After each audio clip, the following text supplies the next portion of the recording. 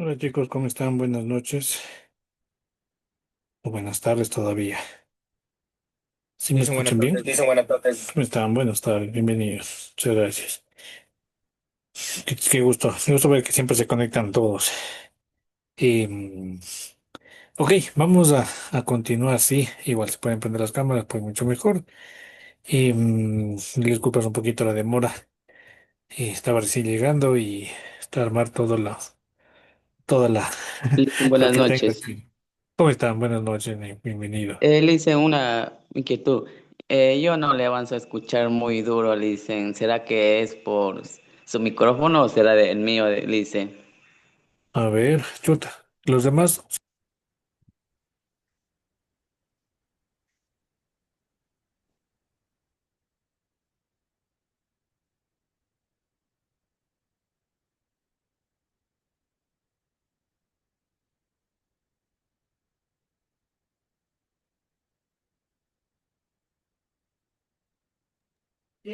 Ingeniero, buenas tardes. No le escucho. Bueno, yo al ¿No se menos le no le escucha escucho. nada?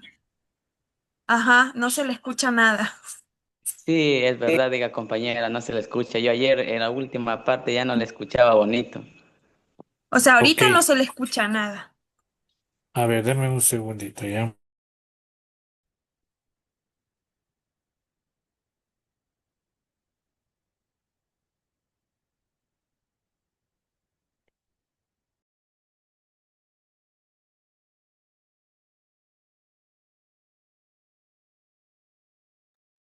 ¿Y ahí qué tal? ¿Está mejor el audio o no?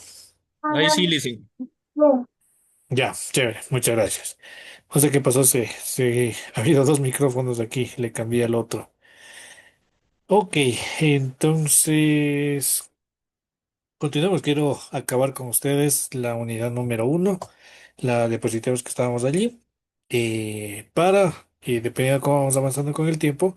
El día viernes les podría dar la hora de clase para que puedan avanzar con su presentación, ¿ya? Probablemente depende de lo que avancemos hoy y mañana. Yo creo que sí, en los 2 días acabamos. Entonces, hoy día me he olvidado el mouse en la oficina, así que estoy ahorita solo con el mouse de la computadora. Así que denme un segundito. La Psicología, clases.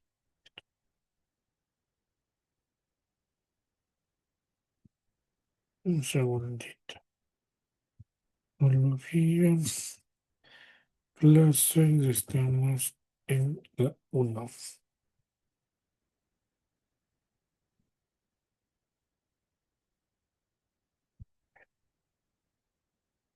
Igual, no se olviden que si igual tienen alguna pregunta, alguna experiencia, pues sean bienvenidos en poderlo comentar, ¿no? Vamos viendo. Página uno, una pantalla completa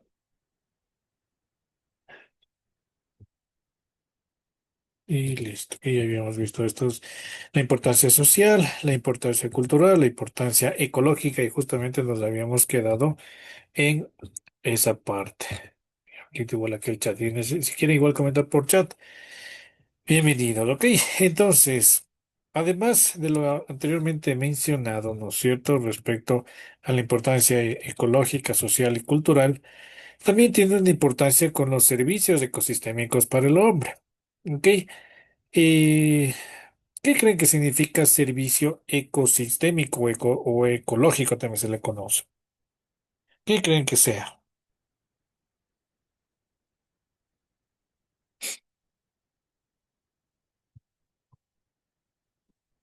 Por ejemplo, un servicio, ¿qué podría ser? Una definición de servicio.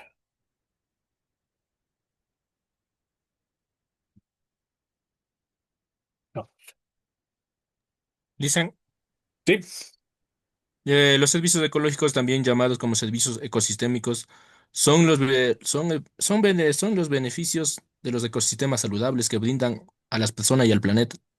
ya, muy bien. Muchas gracias, Luis. Sí, justamente lo que podemos aprovechar como seres humanos para nuestro desarrollo, ¿sí? Y obviamente de esos servicios ecosistémicos, ecológicos, es cuando ya se abusa de estos servicios, es cuando se está sobreexplotando una determinada zona. Para la vida, para el desarrollo de los seres humanos necesitamos agua. Y obviamente un servicio ecológico puede ser una laguna, un río, cualquier salida de agua, agua dulce para el desarrollo de la población, puede ser un servicio ecosistémico, ¿sí? También puede ser los mismos recursos del suelo, dependiendo de las plantaciones o los tipos de animales que crecen en una determinada zona, pues es un servicio ecológico, ¿sí? De esa parte de la biodiversidad. Entonces, esto brinda a los seres humanos y que son indispensables para nuestra supervivencia. Los ecosistemas sanos, es decir, aquellos que están limitando o tienen bajo contenido de contaminación. Aquí tengo un puntero. Sí, sí, sí, ya. Está el absorber el agua, perdón, absorber CO2. ¿Qué seres de la naturaleza son los que absorben el anhídrido carbónico, el CO2? ¿Qué seres de Son la los, naturaleza? son los ¿Perdón? árboles. Los Ya, los árboles. árboles, correcto. Y como seres vivos. ¿Otro lugar en donde se pueda absorber CO2? ¿Conocen? ¿Han escuchado?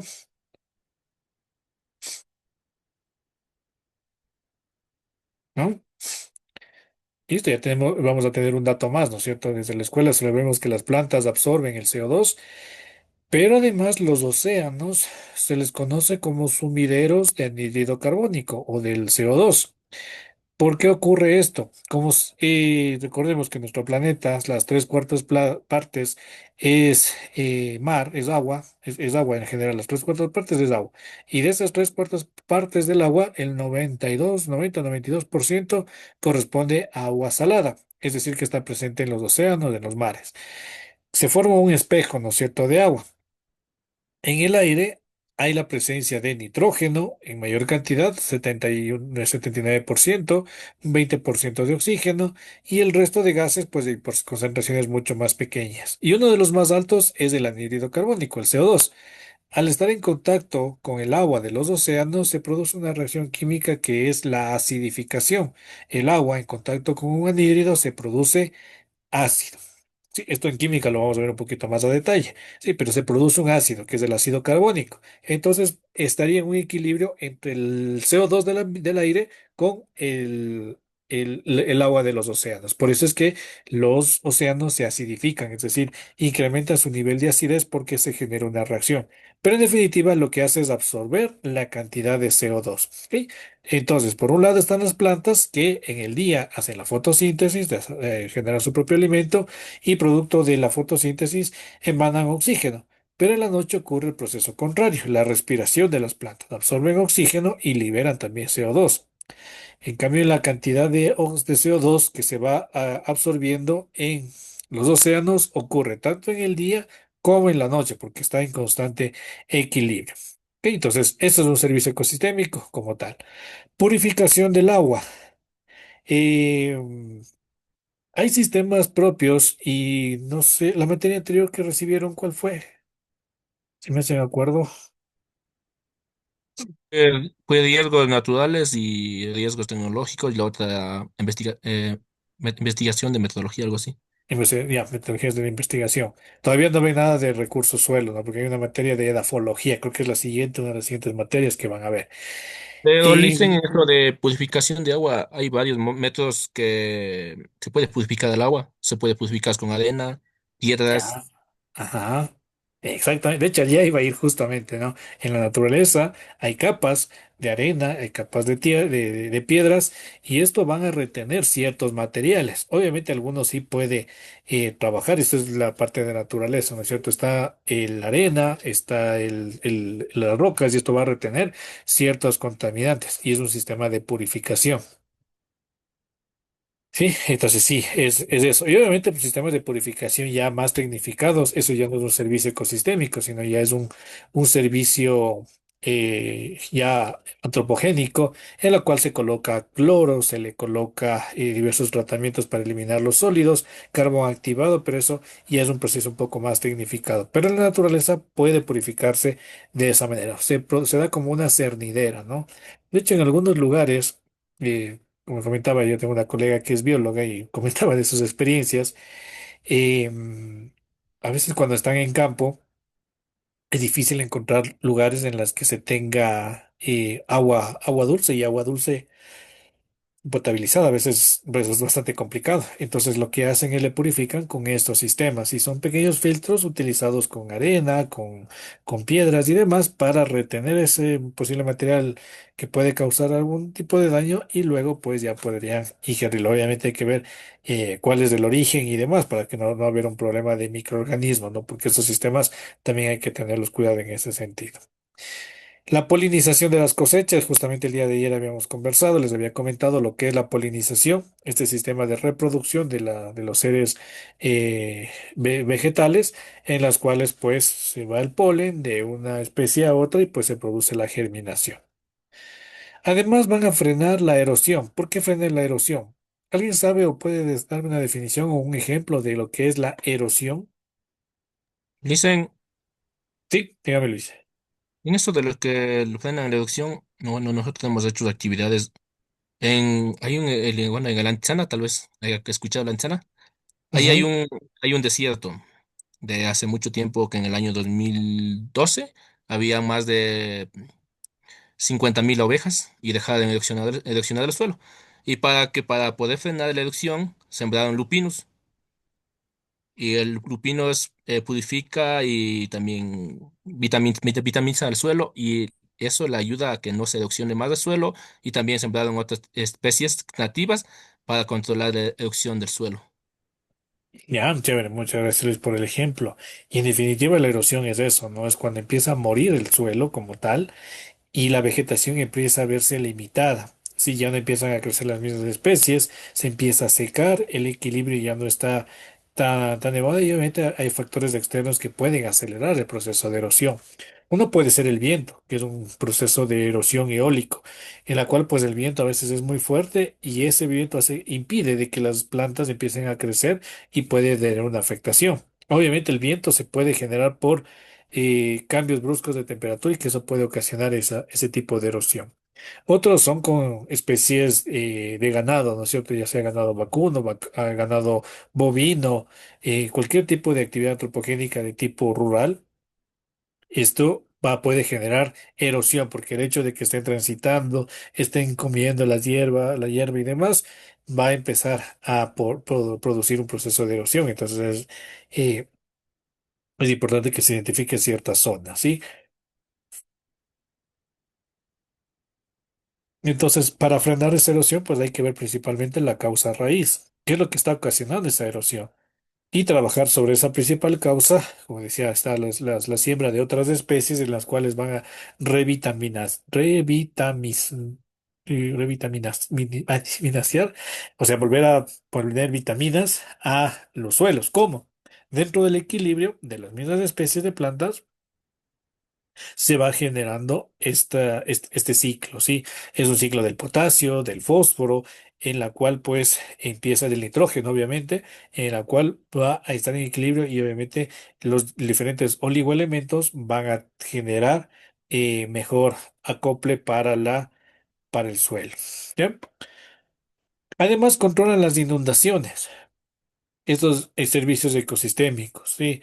Y a veces es una serie de pasos que puede ocasionar inundaciones o deslaves o se me fue ahorita la palabra, los aluviones que pueden ocasionar en ciertos lugares. No sé si recuerdan, salió en las noticias de un aluvión que fue acá en la ciudad de Quito en el año 2022, el que recientemente lo recuerdo, ¿cierto? En las laderas del Pichincha hubo se vino todo como la montaña, entre comillas, porque obviamente hubo una erosión del suelo montaña arriba y acompañada de fuertes lluvias, entonces el suelo cedió y pues todo empezó a descender. Mencionaban que montaña arriba hubo una tala indiscriminada de árboles, de especies endémicas, y al final los árboles lo que hacen es, aparte de tener la fuerza de anclarse a las raíces, por medio de las raíces del suelo, hacen que ese suelo también se vea compactado y no se vea afectado para que no caiga, ¿no es cierto? Posiblemente en riesgos tecnológicos o riesgos naturales. Tal vez mencionaron el tema de estos aluviones, porque de hecho yo hace un año había dado justamente la materia de riesgos y pues ahí obviamente les había mencionado. No sé si tal vez alguien había escuchado de algún aluvión o particularmente este que les acabo de comentar. Sí, dicen, Ujú. Usted sí, vive por acá. nosotros tuvimos en el mes de julio un aluvión en donde yo vivo, en Tambo, Parroquia Papayacta, Cantón Quibos. Ya, Ahí se bajó un aluvión, se bajó como 27 hectáreas de lodo ya. y ahí murió una persona, fue llevando casas, acabó el hospital, la escuela, acabó la cancha cubierta, todo eso. Y eso se da porque ahí en ese sitio, antes hacían conetas para que el agua no se filtre. Y como ya después de unos 18 años dejaron de hacer limpiar las conetas, dejaron de dar mantenimiento a las conetas, el agua comenzó a filtrar, a filtrar, a filtrar, a filtrar, y el suelo ya no aguantó tanta cantidad de agua y ¡boom! Abajo. Y se dio ese caso, ¿no es cierto? Se Y dio es este caso. terrible, ¿no?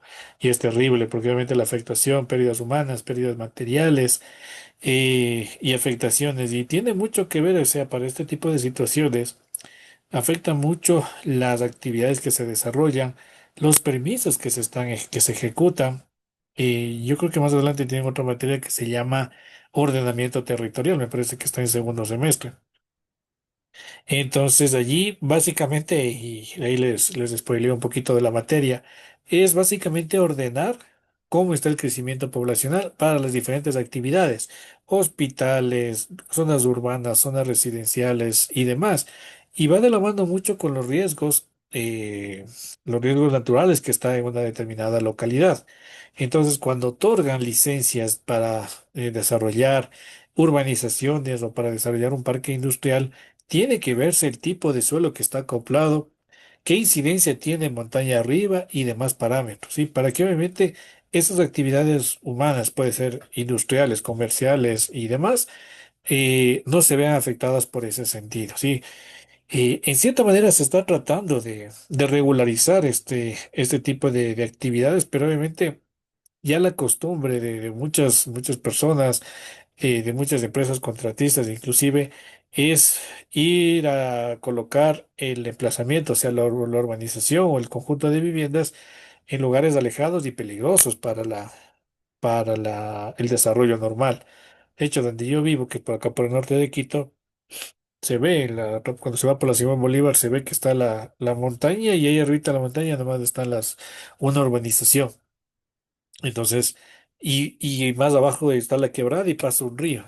Pues ese río a veces tiende a erosionar y puede carcomer inclusive parte de la, de la montaña y por ende va a afectar a las comunidades que están arriba, ¿no? Entonces, esta serie de actividades de frenar la erosión, de controlar las inundaciones puede ver afectado, aparte de la biodiversidad y directamente las actividades humanas. ¿Ok? La biodiversidad también ayuda como un servicio ecosistémico para purificar el aire, porque estamos hablando de siembra de árboles, sistemas de purificación del aire natural que pueden ayudar para este fin, ¿sí? En las ciudades se trata de tener extensiones de terreno específicas para purificar el aire. Sí, zonas verdes, parques, los mismos parterres ya se llenan de árboles para de cierta manera captar ese tema de contaminación y de cierta manera purificar el aire que está en esas zonas. Además, estas actividades mantienen fértiles a los suelos porque mantienen en un ciclo ecológico, en un ciclo normal de los oligoelementos, fósforo, potasio, nitrógeno y demás, para obviamente mantener la fertilidad de los suelos. Además, ayudan a regular el clima. Yo creo que sí tienen una materia que se llama meteorología y cambio climático, pero ¿cómo podríamos definir lo que es clima? Clima sería como lluvia, sol, cuando cae nieve. Eso. Ya, ok. Las temperaturas también sería, Licen. Temperaturas también, ajá, son condiciones extremas. ¿Qué más podría definir el clima? Estamos, ¿no es cierto? Las lluvias, el granizo, las temperaturas. ¿Qué diferencia será? Porque a veces suelen decir el tiempo desde un punto de vista climatológico, ¿no? Ah, sí, porque en el tiempo le dicen está solo, está lluvia, porque se refiere al tiempo. Y Exactamente. ¿Y en clima clima? sería que casi coincide, porque he escuchado que climas dicen está húmedo, está frío. Ok.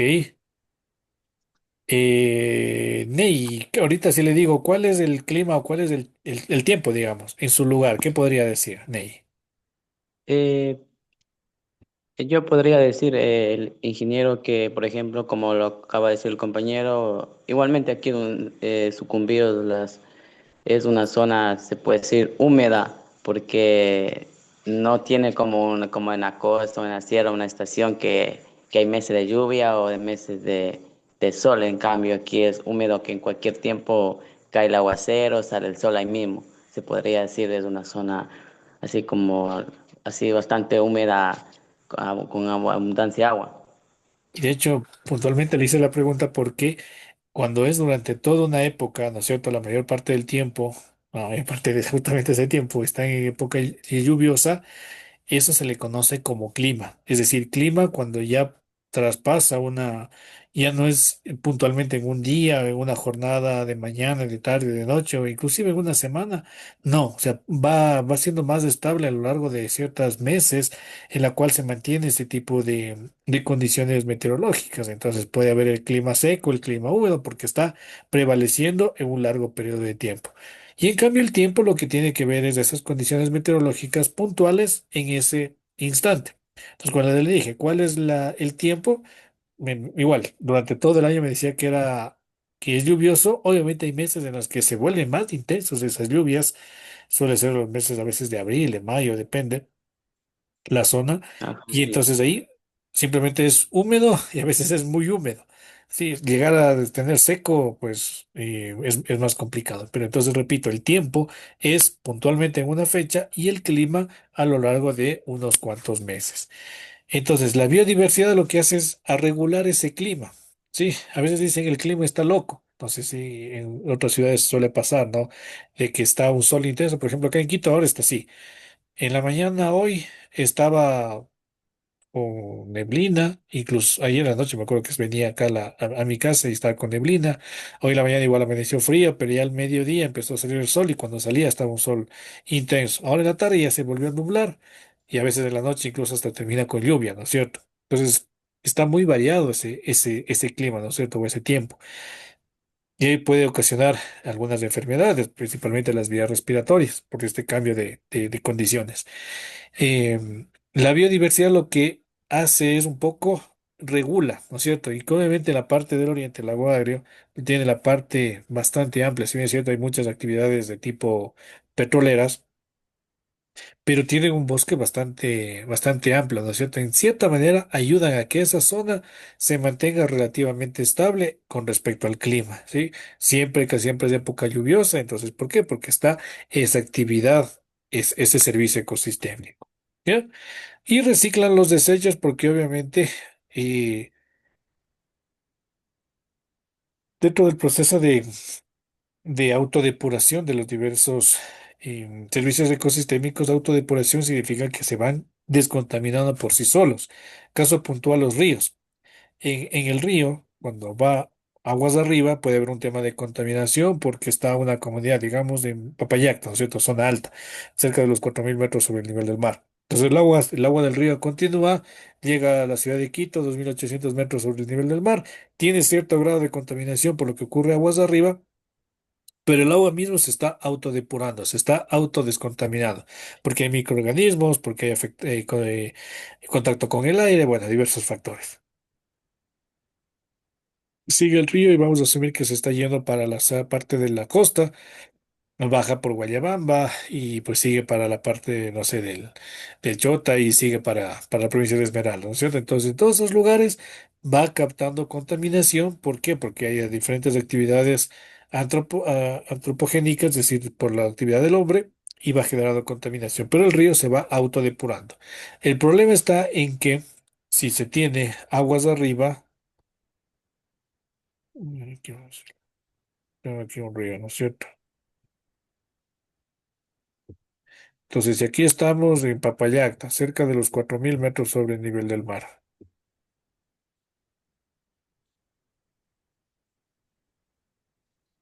Por acá está la ciudad de Quito con 2800. Uy, y así sucesivamente va bajando la altura. Entonces se va autodepurando, pero hay un problema cuando, como en todo el cauce del río, van a haber afectaciones, es decir, van a haber actividades, van a haber descargas. Entonces, entre Popayacta y Quito, pues queda Pifo, y pues en Pifo hay diferentes actividades normales de las comunidades, descargan sus aguas y va directamente al río. Entonces, ya tendría contaminación de Papayacta, más la contaminación de Pifo. Sigue agua más abajo y pues llega a la ciudad de Quito, tendría más contaminación y por más espacio que se le dé, pues va a tener y va a seguir contaminando. Sí, sí, el caso puntual del río Machangara acá en la ciudad de Quito se conoce que es bastante contaminado, pero justamente es porque no, digamos que no se le deja depurar, no se le deja descontaminar, porque obviamente está una descarga, luego metros más abajo otra descarga, y pues ese olor ya se vuelve un poquito más inmanejable. Ok, estamos de acuerdo o claros con lo que es la importancia con los servicios ecosistémicos. Yo de mi parte sí, Licen, pero en una cosa también quería añadir. En el agua que va sale a Quito de la parte alta de los páramos sale entubada, no sale también ya que eso que los que son parte de entre Picha y eso de están por las Capifo, Cochau, Cumulauco, que pasan por las comunidades. Eso de ellos sí hay una contaminación. De ahí los de ellos que salen de Papayacta y de aquí del Parque Nacional Cayambe Coca. Esos de ellos son lagunas y no tiene no tiene presiones ni de animales, nada. Es bastante vaca. Ujú. Y de hecho se busca, ¿no? Ya no se tendría una afectación por las actividades, porque obviamente ya va con ese sistema. El problema está en que, digamos, metros más abajo, no sé, se me ocurre la misma Boyabamba o en la parte del Chota y demás lugares que tenemos menos altitud, entonces deben tomar el agua del río y a veces el río ya tiene grado de contaminación.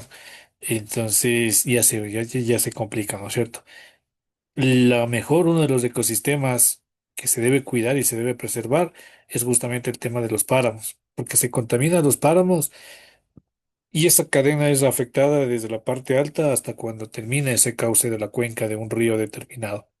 Sí, entonces van a encontrar, digamos, ya en el mundo ambiental, hay investigaciones, hay congresos, hay diversas actividades con el tema de purificación y preservación del agua, principalmente en los páramos.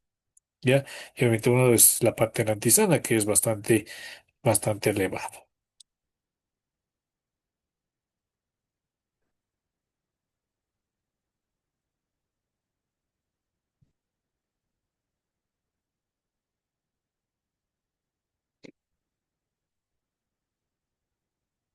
Ok, entonces, ay, finalmente la importancia para el hombre y de forma general las áreas naturales que nos pueden ofrecer. Recreo y turismo. Y de hecho es una de incluso hubo una época, ¿no es cierto?, un eslogan que se fomentaba mucho el turismo desde la parte gubernamental porque se trata de explotar esa biodiversidad con un turismo responsable, con un turismo sostenible, que es la palabra adecuada, es decir, tratando de tener el menor impacto, ¿no es cierto? ¿Por qué en las Islas Galápagos se cobra el ingreso? No sé si sabe Camila al respecto. ¿Por qué se hace un cobro para, bueno, ustedes no, los residentes no hacen el pago, pero para un turista nacional o un turista internacional, existe un cobro de una tasa, ¿sí? No sé, Cami, tal vez nos puede comentar al respecto. O tal vez está todavía dirigiéndose a la casa. Bueno, tal vez alguien sabía que ocurre eso. Hay un cobro de una tasa para ingresar a Galápagos, ¿no? No, Lice. O sea, yo sí, perdón, Sí, buenas sí, noches. dígame. Yo sí sabía que cobran es como una tasa para, que sirve para financiar la conservación de las islas, para controlar el turismo. O sea, yo más o menos sé que es por eso, porque una de mis hermanas vivió allá 2 años, trabajó allá dos Ok. años. Entonces, sé que es por eso. No sé si estoy en lo correcto, si en este caso la compañera Camila pueda corroborar esa parte, pero es lo que yo más o menos sé. Sí, creo que está retornando a la casa, como decía Camila. Pero sí, esa es la finalidad de ese cobro de esa tasa. Turista local, turista ecuatoriano. Bueno, primero un residente, es aquella persona, digamos, Camila es residente de allá, ¿no? Porque vive allá y posiblemente nació allá y pues obviamente tiene un permiso, tiene un trato especial. Y cuando ingresa no tiene que pagar eso porque es su lugar de origen. Un ecuatoriano, digamos, de parte del continente. Y cuando va a ir allá por trabajo, por investigación, por el tema docencia, inclusive hasta por vacaciones, tiene un cobro de $30, 35 dólares. Y el fin es eso, ¿no? De preservar las especies, mantener el ecosistema, etcétera, etcétera. Todo lo tiene que ver con la parte de responsabilidad ambiental. Un turista internacional, un turista extranjero, cuando ingresan con tu pasaporte, tienen un cobro, me parece que es de $100. Si es que no han subido las tasas, me parece que están en esos rangos, porque también estaban tratando de incrementar, o incluso creo que incrementaron desde el año anterior, porque era un poquito menos los valores. Y la finalidad es esa, ¿no? Entonces, aprovechar eso. eh, sí, en realidad, a mi modo de ver, sí he visto un tema de protección de las especies que hay allá. Si un poco se restringe, obviamente, ya para la preservación. Aparte, o sea, es un valor que uno tiene que pagar para ingresar, únicamente para permitir que del avión les deje pasar hacia la parte del aeropuerto. Si no, pues simplemente no pueden ingresar. Recuerdo alguna vez cuando, ya hace algunos años, mi hermano es militar, bueno, era militar porque se jubiló, los militares se jubilan bastante pronto. Entonces él hacía cursos, hacía diversas actividades y se iba a Galápagos. En uno de esos ascensos que tuvo, porque era de la FAE, les invitó se le llevó a mis papás, pero era literal, o sea, llegaron, fue el evento ahí en la base aérea de Baltra, se terminó el evento, se subieron al avión y se regresaron. No tenían posibilidad de ingresar a las islas porque obviamente era un evento exclusivo para esa zona. Obviamente estoy hablando ya de hace algunos años atrás, más que unos 15 20 años posiblemente, que tuvo un ascenso allá en Galápagos. Entonces, pero hay ese control de cierta manera. En los parques nacionales, si mal no estoy, únicamente es con el registro del nombre, número de cédula, desde donde se visita, y esa es la información. Si saben tal vez por qué toman esos datos, Listen, claro, dígame, le Luis, usted que es toman, le experto. toman esos datos a las personas que ingresan en diferentes parques nacionales. En una es para tener el registro de cuántas personas han ingresado, sean nacionales, extranjeras. Y en otra, en caso que se pierda, la persona ya tiene un registro si está dentro del parque o ya salió fuera del parque. Eso también le toman el registro. Ujú.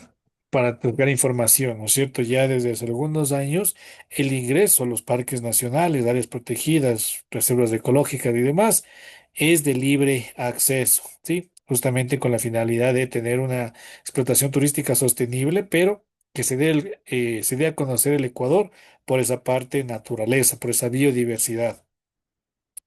No tiene ningún costo porque obviamente forma parte de las actividades que desarrolla eh, con fines de conocer nuestro propio país, pero únicamente llevan ese registro, tal como nos dice Luis, para primero llevar una data de donde cuántas personas ingresan y demás. Cada área protegida va a tener su registro, su información. Y luego, pues obviamente, como dice, en caso de que exista alguna pérdida o algo de alguna persona, pues está claramente identificado que ingresó o no ingresó en un determinado lugar, ¿sí? Entonces, eso tiene que ver con turismo, con recreo, igual manera con actividades que se pueden realizar o no se pueden realizar, ¿sí? Entonces, por ejemplo, en Mindo se puede hacer actividades con botes, rafting y demás, pero eso hacerlo tal vez en un río que tenga con diversas especies de allí, pues va a ser más complejo, ¿no? Entonces, para que esas personas, pues digamos, vayan, realicen esta travesía, este paseo por este tipo de embarcación, es porque no va a tener un impacto significativo, al menos se esperaría, ¿no es cierto? Y demás. Identidad cultural también. De hecho, por ejemplo, pues pongo un caso puntual.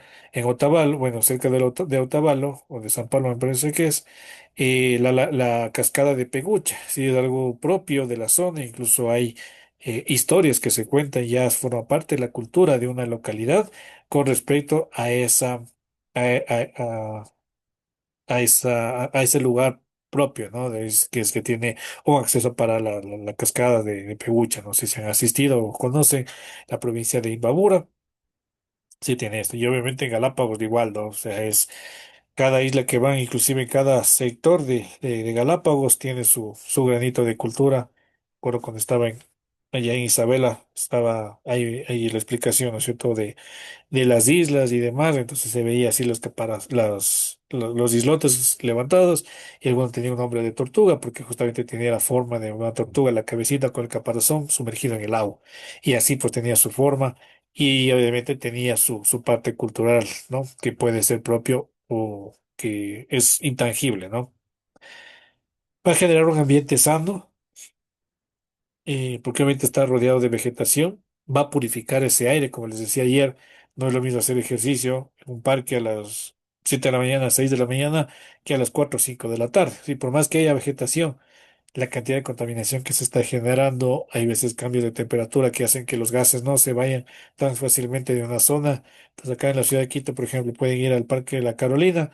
Entonces, hacer deporte a 4 de la tarde, pues va a tener un tema de contaminación, no va a ser un aire tan puro. Por eso es que la gente trata de salir, sobre todo cuando se está cerca de un parque, hacen ejercicio. Y digo hace porque lamentablemente yo no soy muy fan de eso. No, A las 5 de la hacen mañana eso. nos levantamos A las a 5. caminar a las Usted sí 5. hace, sí hace deporte ya. Sí, yo sí.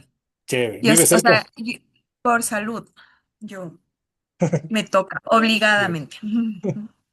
Yo Chévere. sí ¿A qué tengo un parque? parquecito, yo sí tengo un parquecito al lado de mi casa, o sea, por donde yo vivo. Ah, pensé que era Parque Entonces, La Carolina. Pero no, no, no, chévere.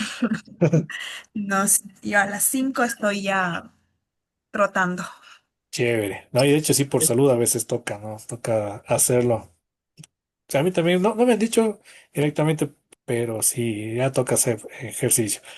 A veces sí me gana el sueño. De hecho, les, les cuento ayer que hasta las 2 de la mañana preparando un examen para acá los chicos de validación de conocimientos que van a dar el examen complexivo. Entonces tenía que subirlo ahí ayer.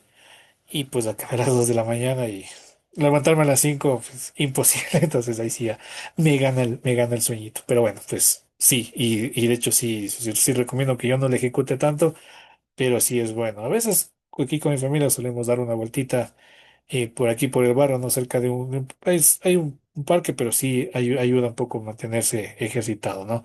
Y, y claro, ya cuando tienen esa costumbre, ese hábito, ya se vuelve rutina y pues ya lo hacen con gusto, ¿no es cierto? Y van teniendo una mejor salud, ¿no? Y que bueno que pues que se lo haga directa con cerca de un parque. Lamentablemente a veces por el tema de seguridad se ha vuelto a veces complejo, ¿no? He escuchado algunos que ya no lo hacen directamente y optan más bien por adquirir o tal vez, por ejemplo, compran una caminadora, que no es lo mismo, ¿no es cierto? Ser el mismo lugar en el que vive, pero pasa ya por otro segundo plano que es el tema de seguridad, que pues, lamentablemente sí genera una cierta disminución en ese sentido. Pero bueno, también nos da cierto tema de tranquilidad y descanso, porque obviamente cuando se va a un lugar, un área protegida, es a eso, ¿no es cierto? A descansar, a estar en contacto con la naturaleza.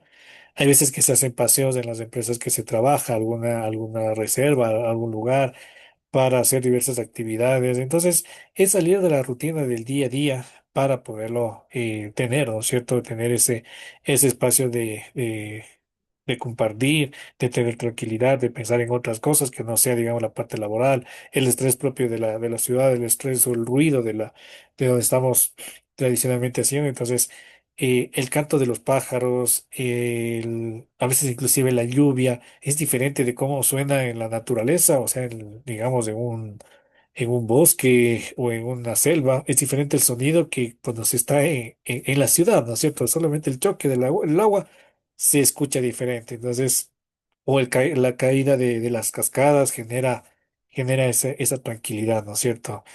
Y no sé si tal vez alguien de aquí nos pueda comentar que tenga esta, digamos, esta costumbre de salir, no sé, una vez al mes, una vez al año, cada cierto tiempo, a la naturaleza para ese tipo de desestrés. No, Yo, yo le hice en paso en la naturaleza, eso es bueno. pero yo paso en la Dice naturaleza, yo pues, igualmente, lo que era la naturaleza de acá o sea, hay parques acá en Sucumbío, La Guario, bastante lindos, de lagunas, todo, con lo que era naturaleza de biodiversidad, todo, todo bien, o sea, bonito y novedoso también para propio y extraño. Ujú. pero como decía la compañera Gaby, hacer los ejercicios de la mañana es mucho mejor porque el aire está más puro, está más tranquilo y más relajado. Yo igual yo hago ejercicio casi a los 4000 metros sobre el nivel del mar. Y Aunque la bien, mañana es súper frío, pero a mí me gusta correr, caminar. Es súper relajante, es mejor en la mañana antes que en la tarde.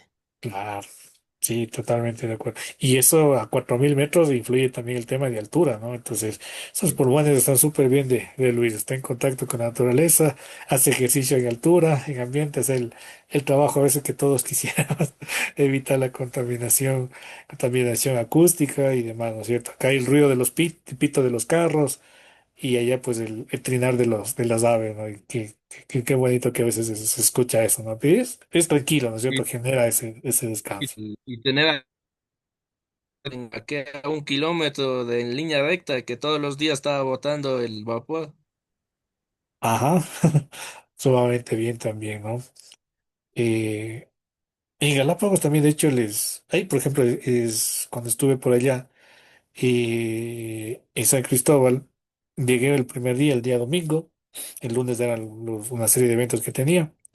Como llegué temprano, de hecho, estratégicamente le puse para llegar temprano.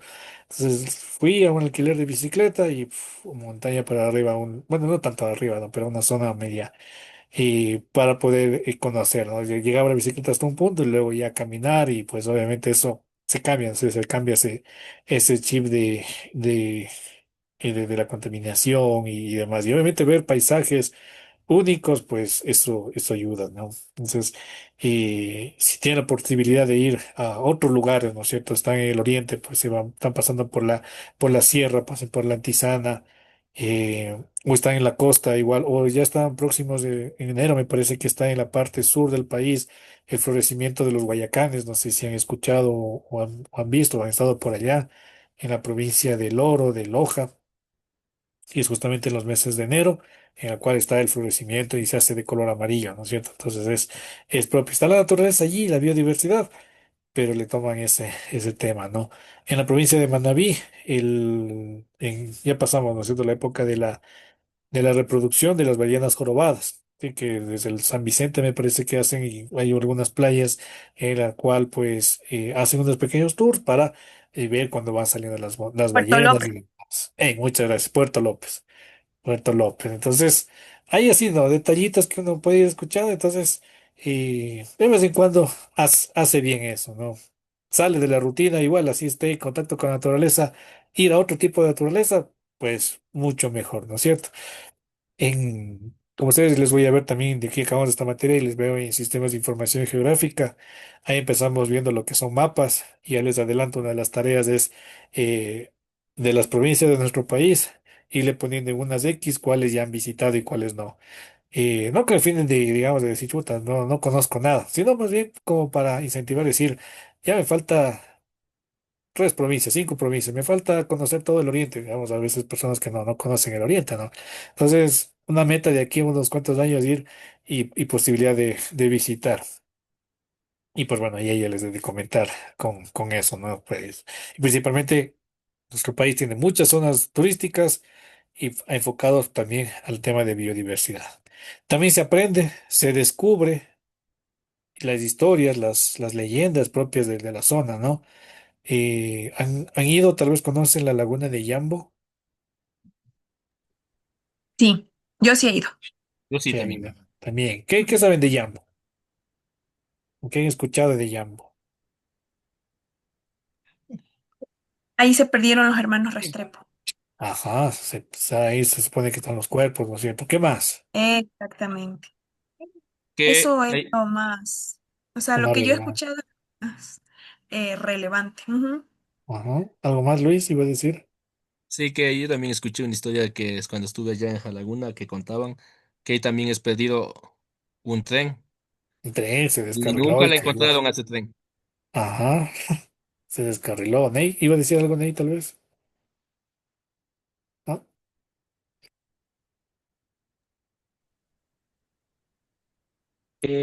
Yo, o sea, no se ha escuchado igualmente, pero como dice, de donde, o sea, o sea, prácticamente perdieron la vida los hermanos Restrepo por algo así de la laguna, pero no precisamente le conozco, no he escuchado mitos nomás. Directamente.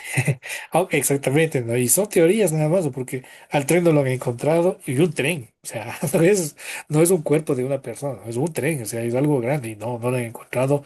Peor aún los cuerpos de los hermanos Restrepo, y a la final nunca se sabe dónde mismo los tuvieron, pero ya casi 40 años de lo que ocurrió eso y pues ya muy difícil que los encuentren. Han habido muchas expediciones. Pero ahí obviamente cuando ustedes van allá y bueno, se suben a esos barquitos, ¿no es cierto?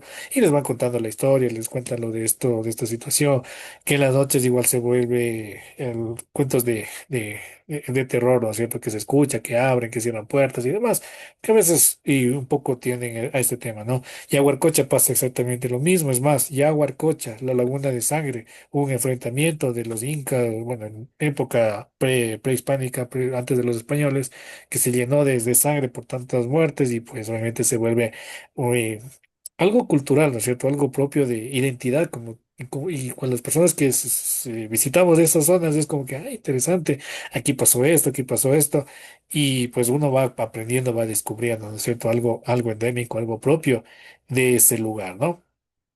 Obviamente la vida silvestre tiene su ecosistema, un equilibrio que obviamente hay que cuidar, hay que preservar.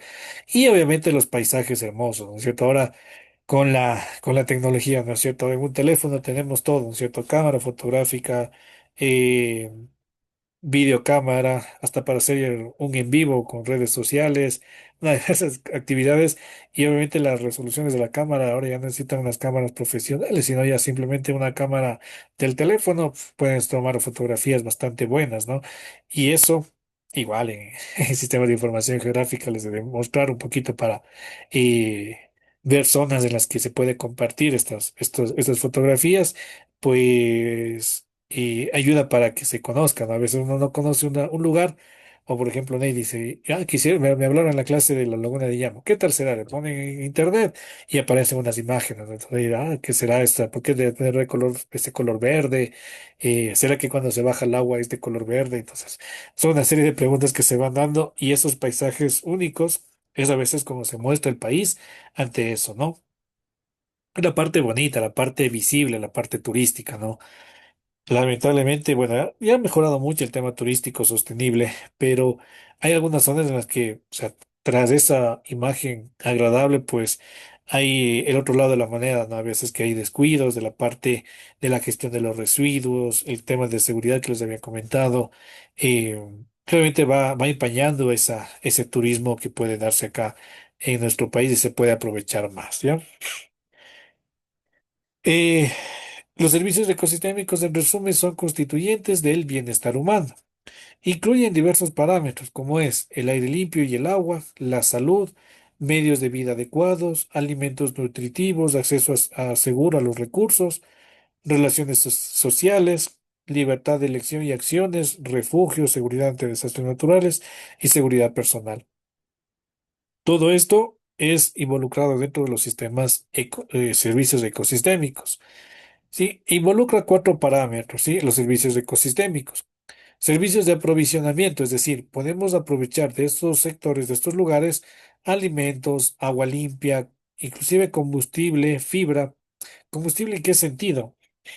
Eh, Madera, por ejemplo. Un lugar en la que se puede explotar madera, esa madera o los desperdicios de esa madera pueden utilizarse como un combustible y obviamente tiene ese aprovechamiento, ¿no? Fibras para el tema de vestimentas, ¿sí? Fibras de algodón, fibras de lana y demás, puede ser utilizado en ese sentido. Servicios de regulación, captura y almacenamiento de carbono, purificación de agua, controles de inundaciones. Esa vegetación va a capturar el CO2, ese sumidero de agua va a capturar CO2, entonces tiene ese sistema o ese servicio de regulación y captura. Servicios de apoyo, el ciclo de los nutrientes, formación de suelos y producción primaria. Es decir, aquí existe el continuo aporte de los diferentes nutrientes, como macronutrientes y también los micronutrientes. Y como les decía, servicios culturales basados en la naturaleza, valores estéticos, espirituales, educativos, etcétera, ¿no es cierto? Hay excursiones que se van dando, ¿no es cierto? Eh, en algunas instituciones, por ejemplo, arman los famosos paseos de sexto grado, sexto curso, que eran antes, ¿no? Entonces decía, vamos al oriente, vamos al Yasuní, a Galápagos o no sé, en la provincia de Chimborazo está la laguna de Colta, y así, ¿no es cierto? Hay diversos lugares en los que se puede ir con un tema educativo y además con un tema también de conocer esa naturaleza y tema de preservación, ¿no es cierto? Allí también está el sistema de preservación. Hasta aquí, no sé si tienen tal vez alguna pregunta. Yo, Lisa, no estoy entendible. Al final de la clase tengo que hacerle una pregunta, Lisa. Ya, con todo gusto, Luisa. Vamos avanzando.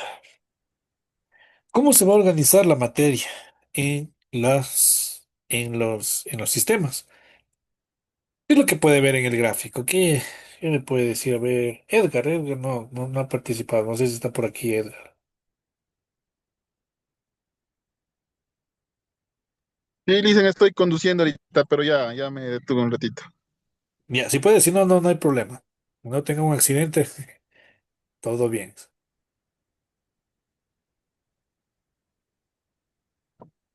Sí, dicen, estoy conduciendo, estoy a 10 minutos de la casa ya, dicen. Ya, no hay problema. Entonces, no, como maneje nomás con cuidado, no hay problema. Ay, por cierto, ahorita que digo clase, si estoy grabando, denme un segundito. No, sí estoy grabando. Ahorita, si no, ahí sí se me fríe. ¿Y cómo nos evalúan? Es justamente, cómo evidencia que estamos dando las clases, justamente la grabación. Ok. Cami, no sé si también está camino a casa o está por acá. No, Cami sí no se ha conectado. Vamos, Gaby hoy día está más calladita. Hoy día no me han dejado hablar los compañeros. A ver, Cuéntame qué voy. puedo observar animales, puedo observar naturaleza, está el planeta Tierra, veo también, ay, ¿cómo Esto, se llama esto? en la tierra, animales, ¿qué Ajá, más? veo el interior del animalito que está ahí, el conejo. Ujú, Eso, moléculas, o sea, veo ahí dibujos de moléculas. ujú, correcto. Y a la final a lo que llegamos es justamente a los niveles de organización. Si se quiere entrar un poquito más a detalle, bueno, el primer nivel de organización en la naturaleza se le considera el nivel atómico, los átomos. ¿Sí? Esto lo vamos a ver en química, ¿no? Ya en las últimas 6 semanas, pues ahí les atormentaré con química, con moléculas, nomenclatura y demás. Pero bueno, básicamente está ahí, ¿no es cierto? El típico gráfico de una molécula, el núcleo y pues el típico gráfico de Jimmy Neutron, no sé si han visto. Entonces ahí está la molécula. Hay partículas más pequeñas, sí, los quarks, hay unos dos o tres elementos de los que están compuestos estos materiales, pero vamos a arrancar un poquito ya desde el nivel atómico, sí, este nivel más pequeñito. Vamos a dejarle para la parte física, parte nuclear. Ahí sirve eso. En esta parte de la naturaleza, arrancamos desde las moléculas. Luego de que tenemos, perdón, los átomos. Los átomos, lo más pequeñito, vamos a considerar desde allí. Se unen los átomos y ¿qué van a formar? Moléculas. Ya pueden ser moléculas orgánicas, moléculas inorgánicas. Anteriormente les había dicho el CO2, ¿no es cierto? El anhídrido carbónico, el agua. Básicamente son moléculas. Se unen átomos de hidrógeno con oxígeno, de carbono con oxígeno. Átomos de carbono, hidrógeno, oxígeno, nitrógeno, fósforo, azufre para formar moléculas orgánicas, el famoso CHOMS. ¿Sí? Entonces aquí tenemos una cadena larga de ADN formado por carbono, hidrógeno, oxígeno, nitrógeno. ¿Ya? Luego, esas moléculas se pueden unir y al momento que se unen, se vuelven un nivel subcelular. Subcelular, ¿qué significa? Aquellas partes de la célula que tienen una finalidad puntual. Llámese mitocondrias o tal vez el núcleo, citoplasma, ribosomas, el ADN y demás. Esas partecitas que forman parte de la célula. Se unen todas esas partes para formar ya el nivel celular. Tenemos células animales, células vegetales, tienen sus características. No es mucho el objetivo de esta clase, pero sí obviamente tener esa orientación, ¿sí? Me parece que en bioremediación, no bioremediación. Hay una materia, porque de hecho justamente la di. Ahí vemos el tema de la estructura, que no está formado las moléculas, las células, ¿no? Mitocondrias, ribosomas, núcleo, las diferencias entre célula animal y célula vegetal, pues bueno, esa es otra materia. Pero aquí estamos viendo cómo está organizada. Pero al final tenemos células, ¿no? Diferentes tipos de células. Esas células se van uniendo y forman los tejidos o el nivel tisular. Los tejidos ya se pueden, de cierta manera, visualizar. Sí, ya en algunos casos es posible ver a la persona con el ojo humano. ¿Sí? La unión de esos tejidos que nos va a formar los diferentes órganos de que está conformando un ser vivo. ¿Sí? Ya puede ser órganos animales o también órganos vegetales de las plantas, ¿no es cierto? Las raíces, las hojas, los frutos, el tallo y demás, o los órganos o sea, como estómago, un corazón, no, perdón, estómago, corazón, intestinos, bueno, diversos materiales, cerebro, ¿no es cierto? Va a estar ahí como órganos. Estos órganos están estructurados o están alineados mediante sistemas y lo que va a formar es justamente lo que menciono, ¿no es cierto? Sistemas o también los aparatos. Está el aparato digestivo, el sistema reproductorio, el sistema digestivo, el sistema de extracción de la savia bruta y transformarla en savia elaborada para la planta. Entonces, todo un sistema dentro de las plantas, ¿sí? La unión de todos esos sistemas va a conformar los individuos y a especies como tal, ¿no es cierto? Y en especies, pues hay una gran cantidad de variedades, nombres y demás. Todas esas especies, ese conjunto de individuos o de especies van a formar la población. Esta población es varias especies o varios individuos, ¿no es cierto? Entonces tenemos una población de conejos, una población de lobos, una población de hongos, una población de champiñones y así sucesivamente. Es decir, la misma especie, pero que está en más de una. Porque obviamente los seres vivos tendemos a ser de tipo social, ¿no es cierto? De estar en conjunto con más individuos de la misma especie. ¿Ya? Luego, la unión de poblaciones, es decir, población de conejos, población de lobos, población de árboles, de arbustos, población de cualquier situación, forman las comunidades. Ay, Estas comunidades, estas comunidades lo que son es justamente la reunión de varias poblaciones, de seres de flora, de fauna, de lo que sea, pues está formada aquí la comunidad. La unión de comunidades, en cambio, son los ecosistemas. Sí, ecosistemas de aquí donde se está generando la vida. y la unión de varios ecosistemas, ecosistema del oriente, ecosistema de manglares, del polo norte, el polo sur, y diversos, ¿no es cierto?, como el desierto desérticos, ¿no es cierto?, y en desiertos también hay niveles.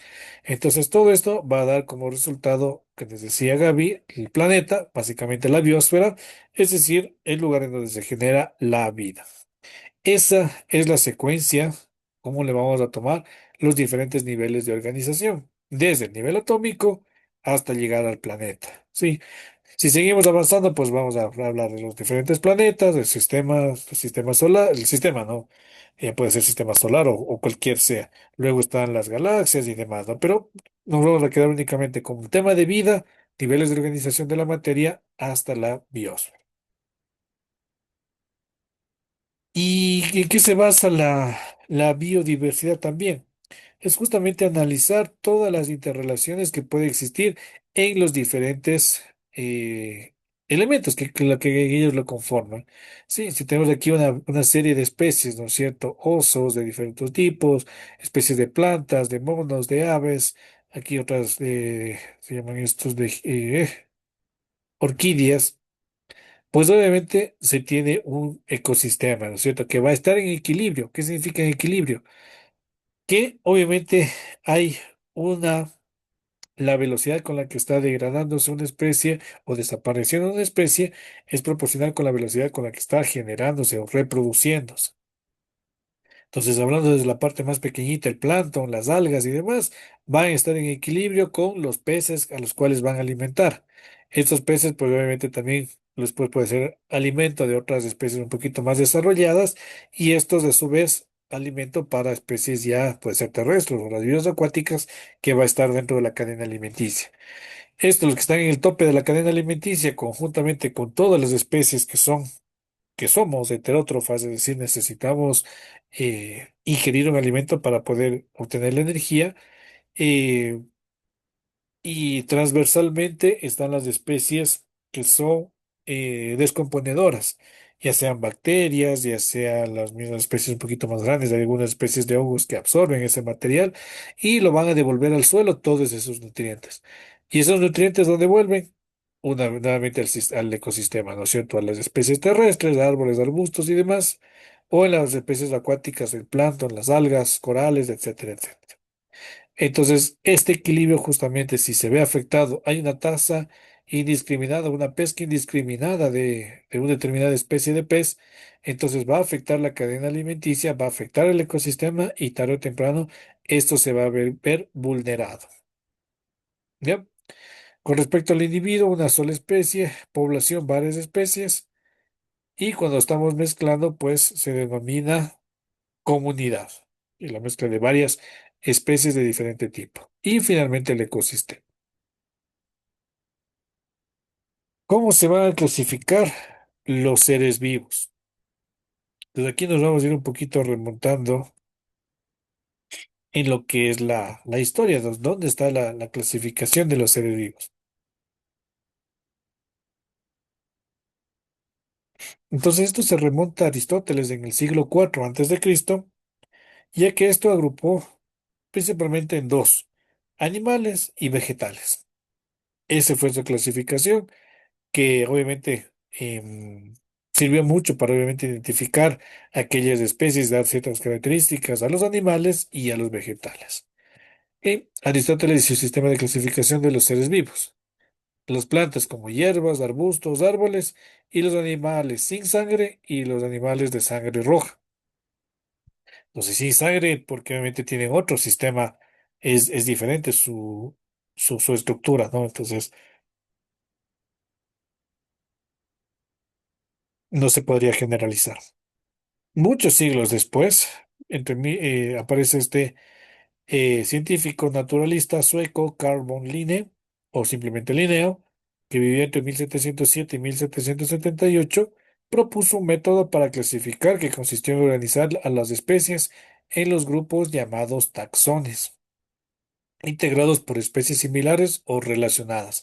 Fue el primero que dio una clasificación un poquito a la vez específica, pero a la vez general, que son los taxones.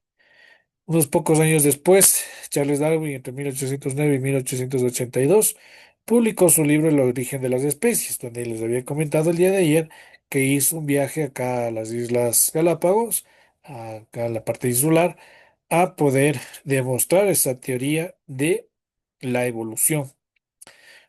Aquí en esta teoría planteó que todos los organismos están emparentados por un ancestro común, lo que llevó a reconocer que las categorías reflejan el parentesco evolutivo entre los organismos. Demostró mediante justamente las diferentes especies que están en las islas, ciertos parentescos que existen en diversas especies. Yendo un poquito más a detalle de lo que son las células, y como parte de la base de los seres de la organización de la materia, entonces, si bien es cierto, vamos a tener nivel subcelular o partes de la célula, moléculas y átomos, y a nivel celular existen algunas partes. Y estas se han generado dos tipos de células, las células eucariotas y las células procariotas. ¿Qué semejanzas y qué diferencias aparecen en estas células?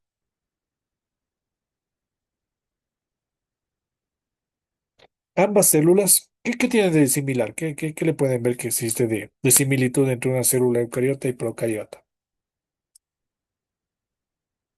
Tiene diferencias, dicen. Diferencias y bastantes. Como tiene ¿Cómo algunas cuál diferencias, sería? porque eucariota tiene núcleo y nucleolo y mitocondria y ribosomas. Procariota tiene nucleoide, cápsula, flagelo, pared celular o membrana plasmática. Ah, y Y los también tiene ribosomas. rizomas. Ajá, esos ribosomas son los que tienen una similitud, sí, son unas Exactamente. partes de la célula que es propio de las dos. Y obviamente hay diferencias. La mitocondria es lo que le va a dar la energía. Si bien es cierto, aquí tienen un núcleo definido y un nucleolo definido, en las células procariotas tienen un nucleoide, es decir, una pequeña especie ahí de como de una mancha en la que todo está mezclado y allí pues está la parte central de la molécula, ¿ya? Algunos tienen flagelos, otros tienen silos, es decir, como pelitos alrededor de la célula, otros simplemente se van moviendo por diferentes formas que puede dar a la célula, ¿ya? Entonces, en función de estas células, eucariotas y procariotas, se tiene una clasificación. Entonces, en función de esta clasificación, tenemos que, de manera sistemática, la ciencia que estudia el parentesco, las relaciones y la historia evolutiva de los seres vivos, a eso se le conoce como la parte sistemática de la biología de los seres vivos. En cambio, la taxonomía es el campo de la ciencia que se ocupa de describir y nombrar la diversidad de seres vivos. Entonces, la parte sistemática y estudia el parentesco, o sea, qué similitud puede haber entre las diferentes especies. La sistemática ve esa similitud mediante hipótesis filogenéticas. Filogenética significa que son propias de cada especie. Y de tipo taxonómicas, lo que van a hacer es en el campo de la ciencia que se ocupa de describir y de nombrar los diversos seres vivos. Entonces aquí está la taxonomía, diferentes taxones, diferentes grupos, ya vamos a ver cómo están clasificados para ver la similitud de las diferentes especies de los seres vivos. Para la clasificación se puede utilizar cladogramas o árboles evolutivos, es decir, cuál es proveniente de qué, mediante la teoría de Charles Darwin se puede o se pudo determinar justamente cuál puede ser esa clasificación de esos árboles evolutivos. Entonces, los componentes de los sistemas de clasificación taxonómica agrupa a los seres vivos, tomando en cuenta varias características estructurales, es decir, de su forma, de tipo molecular, de tipo citológica, es decir, la parte celular, y de parte fisiológica, es decir, las funciones que están elaborando o desarrollando esa especie. Los sistemas de clasificación taxonómica además permiten organizar a los seres vivos en diferentes grupos, teniendo en cuenta las características que comparten. Es por eso la importancia de conocer cuál es la especie que vamos a analizar ¿Cuál es el reino? La división, la subdivisión, la subclase, la clase, el orden, la familia, el género. Como les dije, no es necesario aprenderse de memoria estos nombres científicos porque obviamente no es el campo de aplicación que le vamos a dar dentro de que es la protección del medio ambiente, pero saber que las diferentes actividades industriales pueden tener una afectación a estas diferentes especies, ¿sí? Y obviamente hay que identificarlas con ayuda de los expertos, que en este caso son los del área de la biología. Están compuestos principalmente por tres elementos: el carácter taxonómico, las características taxonómicas y el taxón. Son los tres componentes. Entonces, el componente taxonómico se refiere a aquellos caracteres o aquellas características que contribuyen a la descripción taxonómica y además se conocen como caracteres taxonómicos o sistemáticos. Entonces, por ejemplo, un carácter morfológico entre un chimpancé y un ser humano es que de tipo morfológico el pulgar oponible está en las manos y en los pies. No sé si han visto que los monos pueden mover el pie, pues bastante, o sea, de manera significativa. ¿Por qué? Porque eso les permite para trepar árboles con mayor facilidad, porque se hacen como un enganche. Nuestro pie no está diseñado para trepar árboles, sino más bien para caminar, por eso es su forma, ¿no? Por eso es que de tipo morfológico, el chimpancé tiene pulgar oponible en manos y pies, y el ser humano únicamente oponible en manos. Y eso nos permite agarrar como lo hacemos, ¿no? Los pies no podemos hacer esto. De tipo fisiológico, el chimpancé tiene una respiración pulmonar, el ser humano también tiene una respiración pulmonar.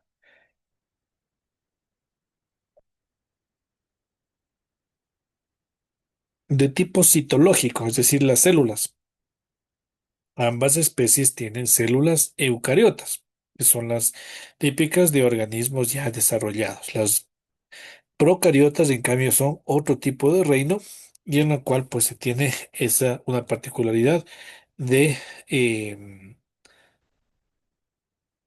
las células procariotas de lo que vimos, ¿no es cierto? No tienen núcleo y las eucariotas pueden unirse a sí mismas. Y con respecto a la parte bioquímica, hay 48 cromosomas en el chimpancé y 46 cromosomas en el ser humano. Esto con respecto al carácter taxonómico. ¿Estamos claros hasta aquí? Carácter taxonómico.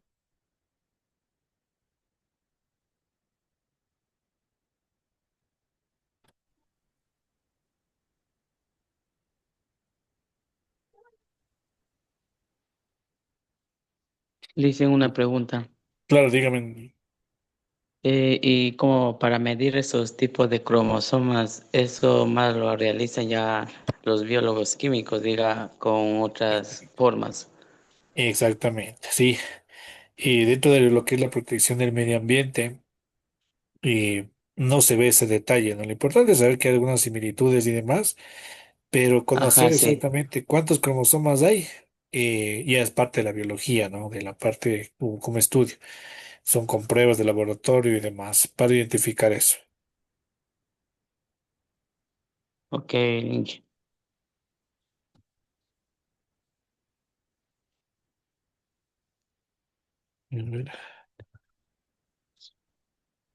A ver, hacemos estas dos láminas para acabar el carácter taxonómico. Esos son los componentes de los sistemas de clasificación taxonómica, ¿no es cierto?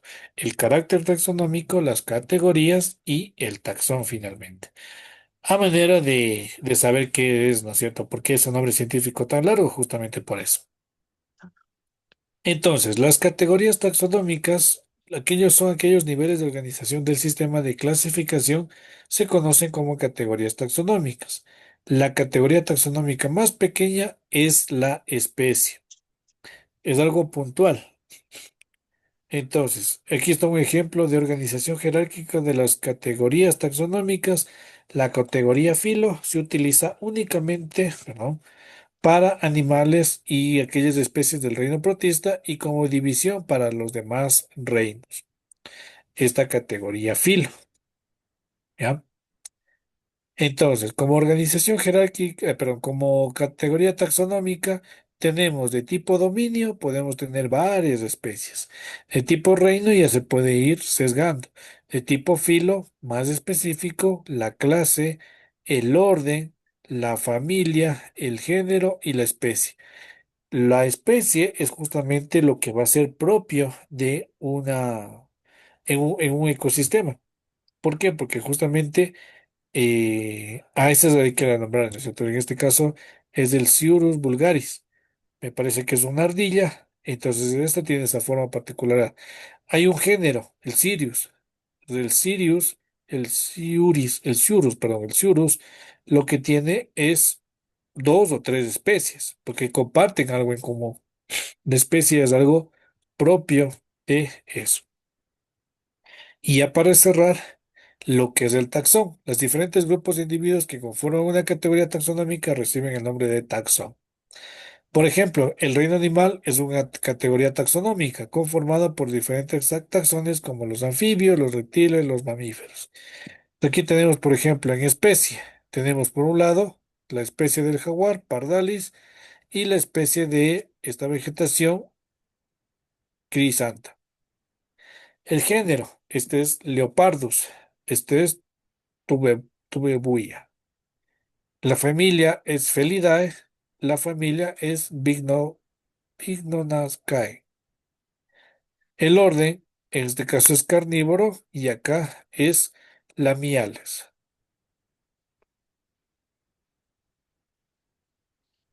En clase, acá tenemos de tipo mamalia, porque se generan como de los mamíferos, maman, y en las especies vegetales se le conoce como Magnolipsida. En filo o división tenemos aquí la chordata y por el otro lado tenemos la Magnoliofita. El reino, la animalía, el reino, la plantae y el dominio eucariota en ambos sentidos. Entonces, esto está ordenado de menor a el más alto, al dominio.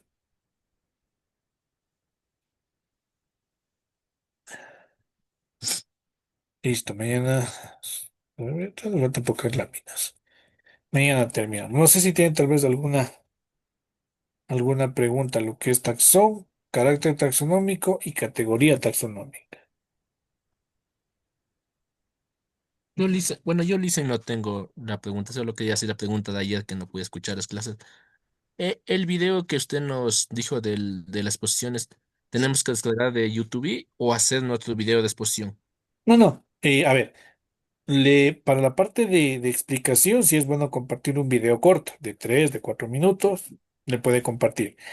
En el caso de que no pueda conectarse el próximo día lunes, ahí tiene que generar un video de YouTube. Entonces, ¿qué es lo que hace? Abre su plataforma de Zoom, tiene una cuenta gratuita que dura 40 minutos máximo las reuniones, entonces ahí simplemente pone grabar.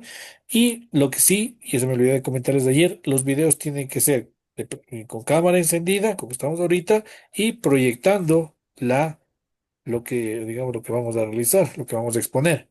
Porque justamente esa es la idea del video, es que se vean cómo están hablando, cómo están interactuando y cómo están dando la información. Pero si va a conectarse sin problema el día lunes, pues no hay problema, no hace el video y simplemente lo expone acá en clase. Ya, listo, Lisen. Esa era mi pregunta, esa era mi Ya, duda. ahí estamos más claros. ¿Alguna otra pregunta? ¿No? Se nos pasó el volando el tiempo. A ver, antes de que se me vaya. Carga completa, batería totalmente cargada. Marcelo, desconecta el cargador. Entonces, chicos, nos vamos a quedar hasta aquí. Mañana, jueves, espero acabar la presentación para que el día viernes puedan avanzar con sus exposiciones, ¿ya? Muchas gracias, chicos. Tengan una buena noche. Hasta mañana, Lisen. Buenas noches, hasta mañana. Hasta Bueno, mañana, hasta que estén mañana, bien. ingeniero. Hasta Buenas mañana, noches. compañeros.